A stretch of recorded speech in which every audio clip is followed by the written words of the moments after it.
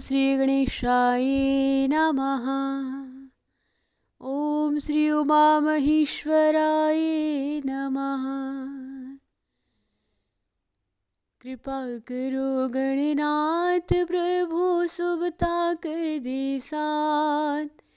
रिद्धि सिद्धि शुभ लाभ प्रभु सब है तेरे साथ। ये सब मेरे साथ हो श्री गणपति भगवान। पूर्ण करो प्रभु कामना बारंबार प्रणाम बारंबार प्रणाम। बोलिए श्री गणपति महाराज की जय। श्री रिद्धि सिद्धि मात की जय।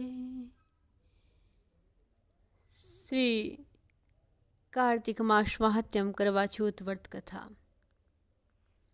अखंड सुहाग एवं मनोवांछित सुयोग्य वर की प्राप्ति के लिए कार्तिक कृष्ण चतुर्थी अर्थात सौभाग्य कार्यम कल्याणकारी करवा चौथ व्रत कथा। राजा पृथु कहने लगे कि हे महामुनि, आपने कार्तिक मास में विष्णु भगवान की पूजा का महात्म्य सुनाया और इस मास में यदि अन्य किसी देवता का पूजन या व्रत भी होता हो तो वह भी कहिए। तब श्री नारद जी बोले कि हे राजन, आश्विन शुक्ला पूर्णिमा को ब्रह्मा जी का नक्तव्रत और कार्तिक कृष्ण चतुर्थी को गणेश जी का तथा अष्टमी व अमावस्या को महालक्ष्मी जी का व्रत किया जाता है। जो कुमारी कन्याएं कार्तिक मास में करक चतुर्थी का व्रत करती है उन्हें सुयोग्य और मनवांछित वर मिलता है। यदि विवाहित स्त्री इस व्रत को करे तो उसका सुहाग अखंड रहता है। प्रातःकाल स्नान आदि से निवृत्त हो चंदन आदि से श्री गणेश जी की पूजा करे और फिर सायंकाल गणेश जी का पूजन करके चंद्रमा का उदय होने पर उसको अर्घ्य दे। तत्पश्चात उत्सव मनाते हुए भोजन करे। सधवा स्त्रियों को अपने सुहाग की रक्षा के लिए यह व्रत अवश्य करना चाहिए। नारद जी बोले, हे राजा पृथु, अब हम इस व्रत का एक इतिहास तुमको सुनाते हैं, बड़े ध्यान से सुनो।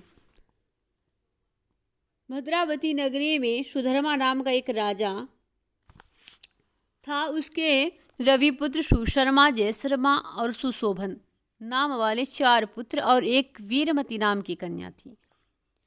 सुधर्मा ने अपनी कन्या का विवाह देवव्रत के साथ कर दिया। दोनों प्रेम पूर्वक रहने लगे और एक दिन अचानक सर्प के काटे जाने पर देवव्रत की मृत्यु हो गई।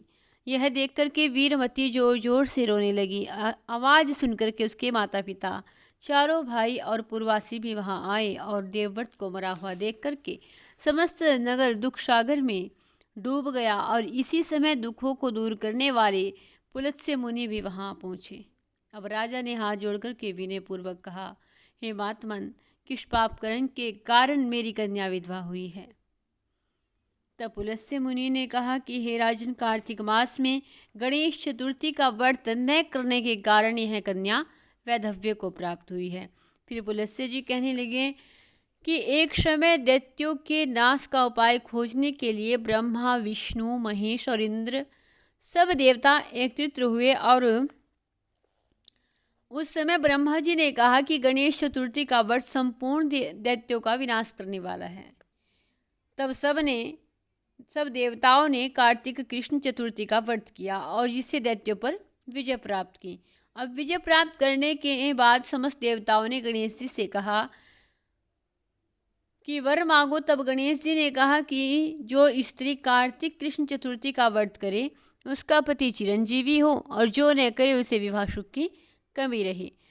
अतएव समस्त स्त्रियों को इस व्रत को अवश्य करना चाहिए। पुलत्स्य मुनि बोले, हे राजन, तुम्हारी कन्या ने इस व्रत को नहीं किया था और इसी कारण यह विधवा हुई है। यदि अब भी वह इस व्रत को धारण करे तो उसका मर्त पति जीवित हो सकता है। इतना कहकर के पुलत्स्य मुनि चले गए और तब राजा ने अपने जमाता का शरीर तेल में सुरक्षित रखवा दिया।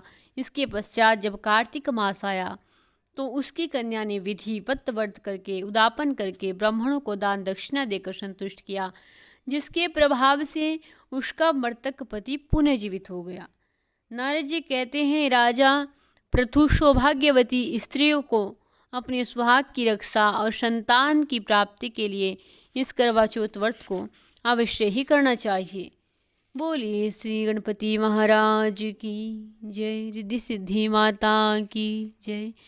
गणेश चतुर्थी व्रत की जय।